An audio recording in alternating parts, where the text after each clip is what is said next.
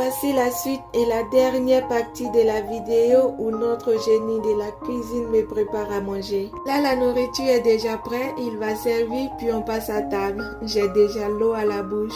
Mais avant de passer à table, je lui ai dit que j'aimerais manger des légumes. Donc là, il me prépare une petite assiette de légumes frais. Il m'a dit que c'est lui qui fait tout à la maison ici aujourd'hui. Moi, je touche à rien. Donc j'ai ma couronne de princesse invisible sur ma tête aujourd'hui. Ça ne se voit pas, mais elle est bien posée là où il faut et ça brille fort comme une étoile. J'ai essayé de venir à côté de lui, mais il m'a mis dehors pareil comme moi je fais avec lui quand je suis à la cuisine. Donc j'avais compris qu'il ne voulait pas que je touche à quelque chose aujourd'hui. Je me suis directement éloignée de lui. J'attends juste que la nourriture soit prête pour qu'on puisse passer à table. En l'attendant, je suis allée me coucher dans le divan pour jouer avec mon téléphone. Et voilà, tout est bien qui finit bien. On passe à table. Je vais maintenant apparaître. Mais vu que c'est lui qui a fait la cuisine, c'est moi qui fais la prière. C'est comme ça ici. Quand c'est moi qui fais la cuisine, c'est lui qui fait la prière. Aujourd'hui, c'est lui qui a cuisiné, donc c'est moi qui fais la prière. Là, je lui ai dit,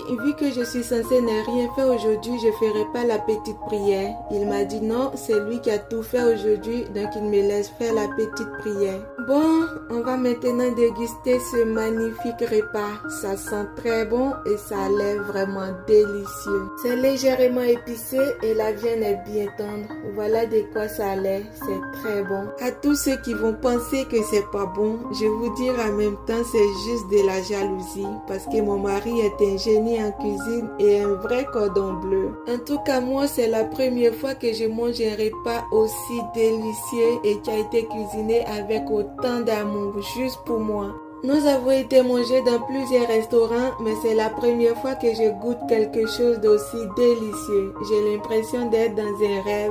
J'espère juste que c'est pas la première fois et qu'il me fera encore des petites surprises comme ça de temps en temps. Quand je pense qu'avant je refusais qu'il fasse la cuisine pour moi parce que je n'avais pas confiance en lui, je regrette d'avoir pensé ça. Maintenant que j'ai découvert ses talents de cuisine, je vais souvent tomber malade comme lui, juste pour qu'il me fasse à manger.